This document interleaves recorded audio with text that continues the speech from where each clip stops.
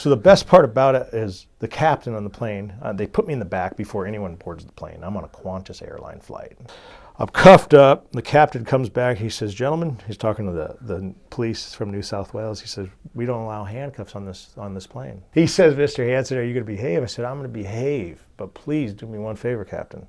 Can you send me some of those cheese plates and dessert plates from first class? I said, just please, man. He goes, Mr. Hanson, you got my word. This don't feel like home anymore. It's just wall doors and floors. Oh, man. 17-hour flight, like hour 11, man. I'm just waiting. Like, come on, is this guy going to bring this? Oh, man. Sure enough, he shows up with the cheese plate. And I'm like, oh, yeah, baby. Yeah, first class. Then I asked the officer, I said, can I have a glass of wine? He said, absolutely not. Like, I was like, yeah, man. I was like, man, if I could get some cheese and wine right now. Like, I was like, this is going to be awesome. He didn't allow it. I said, can I get a cappuccino? He goes, we'll allow a cappuccino. And so he let me have a cappuccino with my cheese. It wasn't the same, right? A cappuccino and cheese just don't go. The whole time I'm up, I couldn't sleep. Yeah. You know, I'm watching that TV. I haven't seen plus you're free. You're like, like, free. I'm watching, I'm watching like Netflix, shit I've never seen. Remember, I got arrested, then Netflix got big. Yeah. And the Hulu, they got everything on there. I'm like, oh my gosh, I don't want to sleep. Right? Like, I'm looking at all these females from Australia. I'm like, wow, look at that. She's just gorgeous. You know, I've been looking at Dick for the last 7 years, man. And I'm looking at these girls. Oh my gosh, she's beautiful. She was probably like a 4. So I get there and I finally get to this prison in Australia and they put me in this cage, man. It's all, literally every one of them is single cells.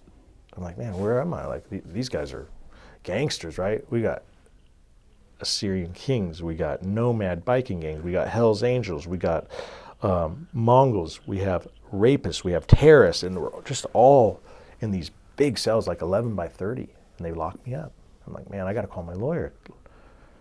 But they were cool. They're like, okay, we'll let you call you a lawyer. Like, how do I pay for it? They're like, free phone calls. You don't pay here. Like, oh, this is cool. I like this prison, right? He finally answers, like, he says, you just won the lotto in life. He says, do you remember how I told you you might have a chance? Do you remember that crooked lawyer that got you indicted?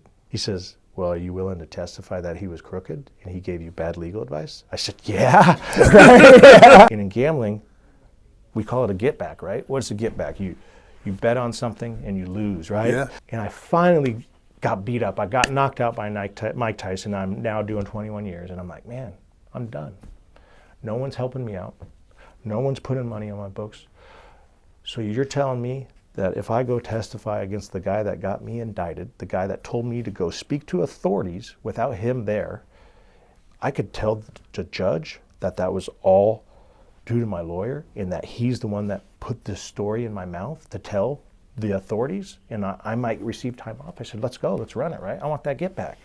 Now, is that cooperating? I don't think so. You know, at the end of the day, I was getting my money. I was getting my get back. They found out he was guilty of being corrupt.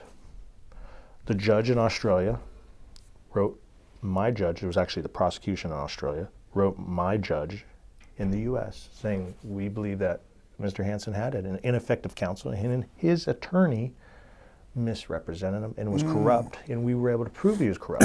Yeah. I'm stuck now in Australia, and I don't know what's going to happen. I'm like, man, let's just finish up the time here, right? These people, I got a huge cell. I'm living in a studio apartment. I'm cooking. I got a little George Foreman grill. Oh, so you got Foreman grill there? I got a Rebel, which is like a hot for your coffee. I got my own shower. Every day I get breakfast, lunch, and dinner, and we're talking good food, man. You don't pay for anything. Commissary, they give you a $40 spend limit for free every week. Every week, man. So COVID hits, so I'm going to get to stay here. Like, okay. Yeah. So I'm in that prison for 6 months. I'm like, I'm telling my lawyer, just keep me here, man. This place is awesome. Dude, it was awesome. Yeah. I felt like I was at the Ritz compared to the U.S. prison. And I'm telling these guys in Australia, and they're like, nah, they don't believe me. I'm like, mate, they're like, oh, those prisons in the U.S. look good. I said, you don't even know. There's nothing good about a U.S. prison. Oh, I forgot to tell you, they got a TV with 80 channels. I'm watching movies every night. They even have soft porn on these things. What? Yeah. Oh my dude, God, that's crazy. I was in that bed. What? I was just like, this is me right here. Baby. If I had a cell phone, I could be the biggest boss there is. Right? Wow. I was thinking to myself, that's how they're living over there. They're living great. And I talked to people. You're going to meet Roger Reeves, who also went to Australian prison. He worked for Pablo Escobar, and him and I we spoke for the first time. And he's like, man, he'll tell you. He's like, it was like an apartment. He says I was cooking every night. That was it, man. And they finally said, the U.S. Marshals, 4 a.m. this time, come knocking at my door again. This time it's Australia flying me to, I forget where they flew me. I think they flew me to like Melbourne, right, from Sydney. The U.S. Marshals are waiting, 6 of them. I've never felt this big of a boss in my whole life.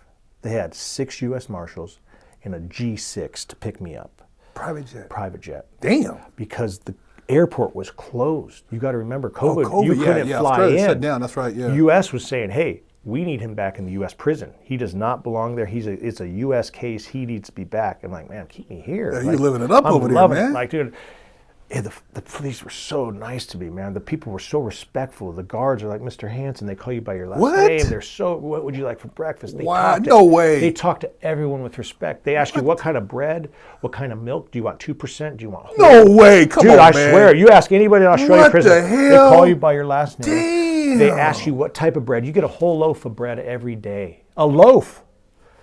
They give you jelly, Mr. Hanson. Oh, dude, my it's God, insane. dude, that's They got a little crazy. trolley that they push. What? And they have like a hotel trolley? Dude, like different types of cereal. They open up your door. Oh, dude, it's that's insane. Crazy. It's the most insane thing. I was like, man, is this special treatment? They treat you like a human being. They treat you like a human. And that's what I tell people. I'm like, man, people get treated in other countries way better than the U.S. I'm on a G6. It's 6 U.S. Marshals. They're going to at least let me sit down and be normal, right? No, handcuffed. Yeah, mess around. My feet. God. Dude, I felt like Chapo.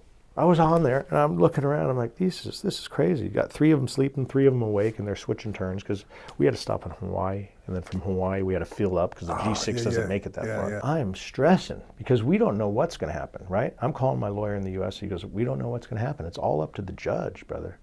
He says, the judge say, it's not our matter. We don't care about it. It's not a U.S. matter, right? He says, man, we're waiting. Now the prosecutor on my case is no longer in the bureau, no longer under the United States government. He's private practice now. I'm like, man, like how's this going to work out? He's like, he's recommended whatever Australia recommends that he's going to go with. So I'm like, okay, well, let's get that. Let's get it in front of the judge. But I had a bad judge, right? I was like, okay, I'm nervous about this judge. He did not like me. He went over what I was supposed to get. So I was stressing. I'm not going to lie, I was stressing. But the whole time in prison, Herc, I was doing well, right? I was behaving. I was earning my master's degree, and I had just finished my master's degree in 2020. I think it was the end of 2020. I finished my MBA at the California Coast University. And I'm like, I told my attorney, hey, here's my diploma. I just got my MBA. I graduated in honors. No one has ever done that in the Colorado federal prison, ever. I'm telling them. I was like, use this with your bargaining power. So if they finally get the call to go see the judge, they present it. They said, we got this letter from Australia saying he had ineffective counsel. He had a crooked lawyer, a dodgy lawyer, they call it in Australia. And the judge says, well, how's Mr. Hanson doing in prison? And then that's when my lawyer slaps down the diploma, right? Honors, an MBA honors. It's like, Mr. Hanson just earned his degree. So I knew I had that First Step Act kicked in now. I'm thinking, okay, what's going to happen? I know I'm earning credit for the First Step Act. I just got my master's degree. I know that's going to count. I was playing chess. No one on that paperwork has been arrested. They were arrested the same day I was arrested. I waited for all of them to plead out of respect. Even though they introduced me to the federal government, the FBI, I still waited. I went to USC. I'm a businessman. I've never said I'm some gangster, right? I'm a businessman. And at the end of the day, I want to get home to my family as soon as possible and keep it safe. If I would have told on the cartel, if I would have told on the Italian, I would be dead. If I say so, no, they gon' ride. I know G's and you know they ain't not. If I pop up, I'm a wanted, but I get by. Tell the devil I can't Salary, but he know how I